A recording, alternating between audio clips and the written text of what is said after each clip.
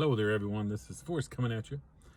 Hope you had a great Father's Day. To all you men, stepdads, and single moms out there, God bless all of y'all. It's time for your Just for Today encouraging word. Meditation for beginners. Do you know how to meditate? Now, for Forrest, we're not going to go to meditation by yourself. So this is straight out of Narcotics Anonymous. And for those of you who don't know me, Forrest Healy from San Antonio, Texas. 5 drug treatment centers, 1 prison ran, 22 months in prison. Didn't know how to get off drugs and alcohol. And I came to my wit's end to where I thought I was either going to die or go back to prison. And I said, God, if you're real, you got to show me, because I don't know how real you are. And then 3 days later, my mother gave me a phone number for Portland, Oregon, and I called it. They invited me to come here, and I learned how to listen for God. And I started a real relationship talking to Jesus. And there's this thing that's called listening prayers. And I think this is pretty cool here. So, meditation for beginners. For some, prayer is asking for God's help. Meditation is listening for God's answer. Pretty easy to understand right there, right? Prayer, hey Lord, see what's going on in my life. Wish you'd help me understand some of this, because I really need some help in my life. Don't know how I'm going to pay my bills. Got all this crazy COVID stuff going on. Lord, help us, right? You're asking. And then meditation, you're like, okay, Lord, what you going to tell me? Because if we ask for something in prayer, we should listen, right? So meditation is listening for God's answer. Quieting the mind through meditation brings an inner peace that brings us into contact with God. Be patient when you're learning to meditate. See, everybody wants a quick answer. In a new relationship, you got to learn how to listen. You know how you got to start asking the right questions in a new relationship, friendship. You don't just go straight for the jugular. Hey, many of us were told it takes practice to know what to listen for. I know I've had many youngsters when I was a youth pastor. Also had so many friends that, well, you know what? I just tried all that God stuff and it just doesn't work for me. He doesn't want to do anything for me. I'm like, he doesn't want to do anything for you? I mean, it's a relationship. You talk to him, he talks to you. It's a two-way street here. It's not just a one-way. He won't do anything for me. It's not, our God is not a genie.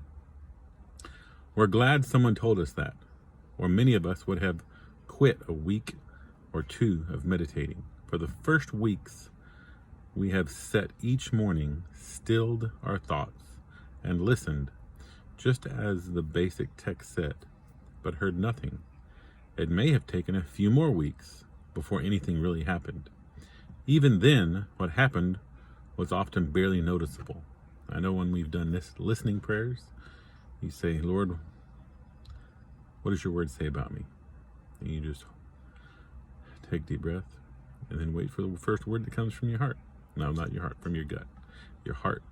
You don't want to listen to your heart too much, because I know my heart's got me way too much trouble. We were rising from our morning meditation feeling just a little better about ourselves, a little more empathy for those we encountered during the day, and a little more in touch with God. For most of us, there was nothing dramatic in that awareness. No bolts of lightning or claps of thunder. Nope, I never had no bolts of lightning or claps of thunder. Instead, it was something quietly powerful. The peace that surpasses all understanding is quietly powerful. Let me tell you. We were taking time to get our egos and our ideas out of the way. I don't know if you ever heard what ego stood for in an acrostic I learned.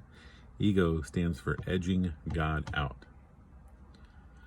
In that clear space, we were improving our conscious contact with the source of our daily recovery, God. Meditation was new and it took time and practice, but like all steps, it worked when we worked it. When someone asked me to saturate John 8:36, which says, "Therefore, if the Son sets you free, you shall be free indeed. Therefore, if the Son sets you free, you shall be free indeed." I was like, that's stupid. I'm not going to say that out loud and memorize that and say it 100 times a day. But then when they said, well, if you're not going to, you got to get out of the house. I only had 1 month rent for the recovery house I was at. And I was like, well, I guess I'm going to say it because I want a house to stay at until I get a job. In the meditation part, when I said, okay, God, if you're real, your word says, therefore, if the Son sets you free, you shall be free indeed. Your word says that you're going to set me free and I'll be free indeed. So show me how. How are you going to do that, Lord? Therefore, if the Son sets you free, you shall be free indeed. Therefore, if the Son sets you free, you shall be free indeed.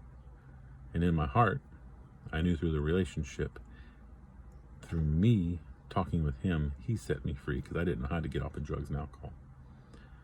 I will practice listening for knowledge of God's will for me, even if I don't know what to listen for yet. See, even if you don't know what to listen for. See, if we all took up basketball and we had to play basketball 2 weeks from now, and the person who made the most free throws won $1 million, who would be out there practicing to learn how to throw free throws? Well, it takes practice on praying and listening for God, because our God is way above us. It says his ways are higher than our ways. And I don't say that in a bad sense. It's just when we ask him for assistance in our lives and what's going on, we should open our hearts and be willing to sit and listen, because he's been working with us through our whole life and all of our problems. So I hope y'all have a great day, and I'll talk to you later. Bless you. Bye.